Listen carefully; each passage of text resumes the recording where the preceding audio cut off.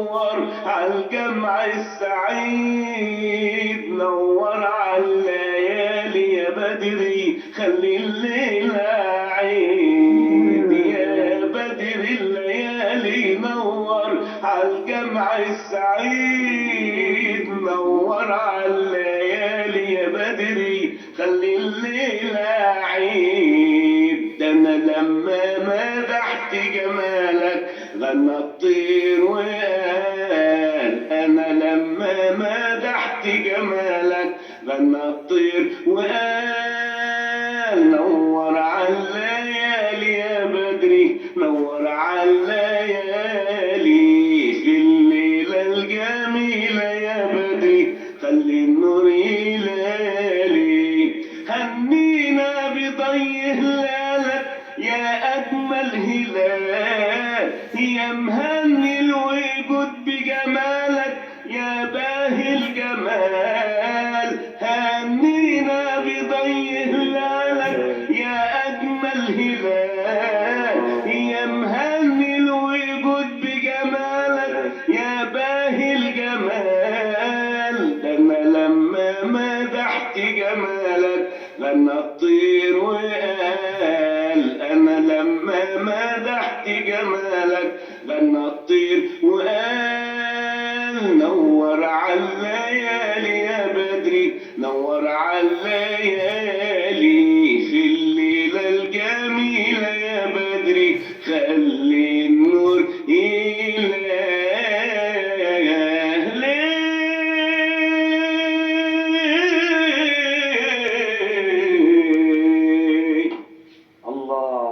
الله الله الله الله، إبداع ما شاء الله. الله يكرمك يا أستاذ. ما شاء الله، حاجة جميلة قوي. أنا سعيد جدا. أولا الأنشودة دي جميلة جدا يا رب يخليك والله عظيم، يعني حببتني قدام أمين رست. نعم. حاجة روعة وحاجة جميلة وأدائك فيها مستقر وراكز وعارف بتعمل إيه. الحمد لله. فالشيخ محمد أنت صنايعي. يعني مهنة مهنة فعلا. انا عارف انت حضرتك استاذ الله يكرمك، معلم كبير يعني. الله يبارك في حضرتك. لا مهنة جميلة وواضح خبرة في صوتك. الحب. لا وواضح الحب طبعا. الحمد لله. وانت بتقول كمان عايش الكلمة بحب. الحمد لله. فدي حاجة جميلة جدا في حضرتك يعني. انا سعيد بيك والله. الله يخليك يا استاذ. واعتقد برضو السادة المشاهدين اعتقد برضو ان شاء الله استمتعوا. على فكرة انت يعني عارف الشيخ محمد مجاهد. نعم نعم. انا من عشاق الشيخ احمد. الله الله. فاللحن ده نعم زي كاني بسمع الشيخ احمد مجاهد بنفس الروح الحلوه. الله يفتح عليك. شغل الجماعه يقول عليك الصييطه يعني. صييط. لا ده صييط، انت صييط ما شاء الله. ربنا يبارك فيك يا رب. انت عندك فرقه؟ عندي فرقه اكيد طبعا، هي فرقه كبيره. كبيره ازاي يعني؟ يعني احنا المفروض ان احنا فرقه قصر ثقافه اسماعيليه للانشاد الديني، يعني رغم ان في فرق للطرب وفرق تمثيليه وفرق سمسميه، في فرقه خاصه بالانشاد الديني في قصر ثقافه الاسماعيليه. وانت مش شرقيه؟ رغم ان انا مش شرقيه بس انا شايف الاسماعيليه بصراحه في شغل غير عندنا في الشرقيه، يعني ما فيش التطور اللي انا بشوفه في اسماعيليه بصراحه يعني. هم بيشجعوك انك تسافر. انا حياتي مع اسماعيليه ما شاء الله. هي قريبه منكم؟ قريبه مننا. انا يعني المركز بتاعنا ابو حماد، بعدين التل الكبير على طول. انت دخلت في اسماعيليه، احنا الشرقيه وهم اسماعيليه. الحقيقه انا قريبه كمان. حياتي معاهم على طول. ما شاء الله. يعني انت دلوقتي حضرتك في فرقه قصر ثقافه الاسماعيليه للانشاد الديني. هي فرقه كبيره ومتقسمه كذا. طبعا في كمانجات، في عود، في غرب، في ناي. طيب دي لا في فرقه خاصه بيك انت شخصيا يعني؟ هم يعني زمايلي من نفس معايا في نفس الفرقه. تمام. خارج الفرقه وداخل الفرقه يعني هم. والله يا ريت يعني لو تدعوهم يعني ان شاء الله على قناه المداح يجي يشرفونا ويعملوا حلقه معانا. ان شاء الله يكون لنا الشرف. فرقه قصر ثقافه الاسماعيليه لو يشرفونا ونورونا، ما دام في مدح النبي عليه الصلاه والسلام.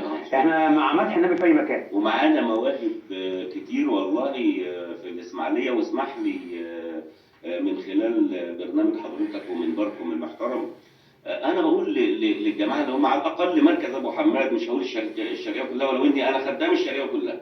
اي حد يعني عند حضرتك يعني شايف حضرتك مهتم بالمواهب، وده شيء رائع في حضرتك. انا بتمنى ان انا اتبنى جميع المواهب، واي حد يا اخواننا من اولياء الامور عنده موهبه، والله انا على اتم استعداد واروح معاه ادربه مع اهل يعني.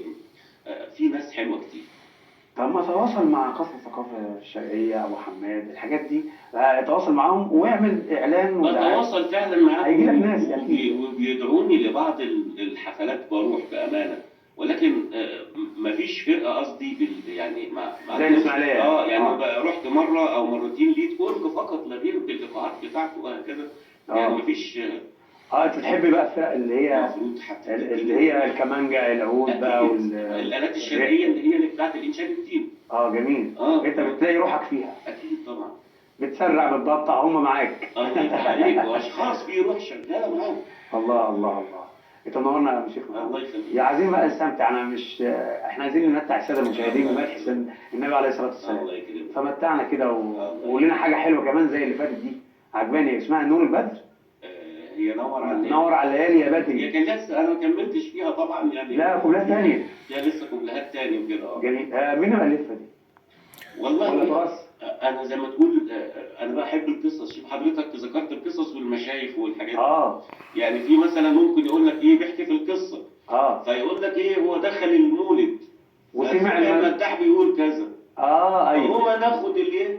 ايوه المداح بقى قال ايه؟ انا عاشق للشيخ طلعت ومحمد العازب واحمد مجاهد والشيخ محمد عبد الهادي اللي هم اللي حضرتك.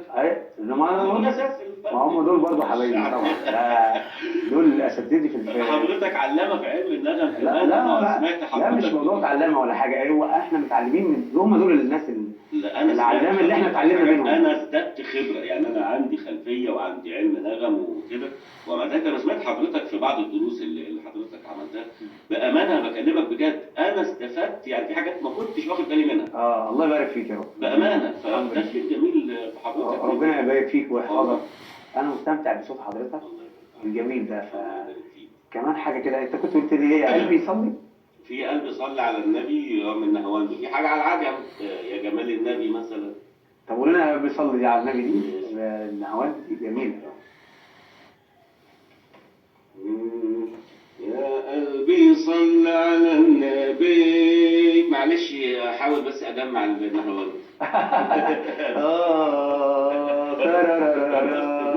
لا ما هو لا عفوا دي حجاز. حجاز؟ معلش انا بقى اللي حجاز؟ ممكن راح حاجه ثانيه.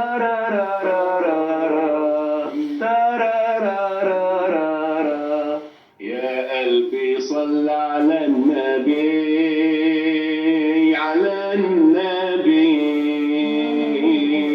يا عيني صل وحدي وحدي وحدي. يا قلبي صل على النبي على النبي. يا عيني صل وحدي وحدي وحدي. صلوا على رمز الوفا صلوا عليه صلوا عليه. أحمد نبينا المصطفى صلوا عليه صلوا عليه. صلوا على رمز الوفا صلوا عليه صلوا عليه. أحمد نبينا المصطفى صلوا عليه صلوا عليه. الأرض زوقها النبي والورد فتح للنبي. الأرض زوقها النبي والورد فتح للنبي.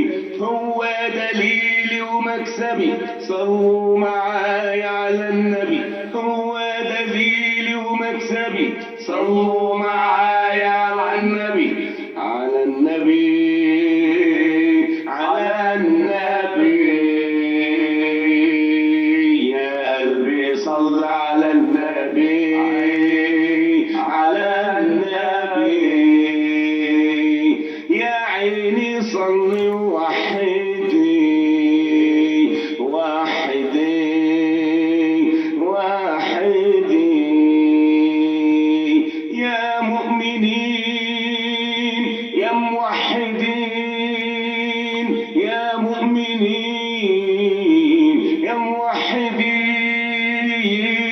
صلوا على طه الأمين، صلوا على طه الأمين، صلوا عليه، صلوا عليه، صلوا عليه، صلوا عليه.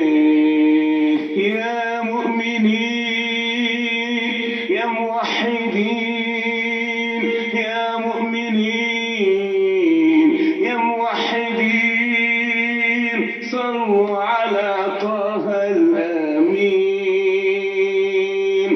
صلوا على طه الأمين، صلوا عليه، صلوا عليه، صلوا عليه، صلوا عليه. رب العباد لما أراد، رب العباد لما أراد بعث ختام المرسلين، صلوا عليه، صلوا عليه، صلوا عليه، صلوا عليه.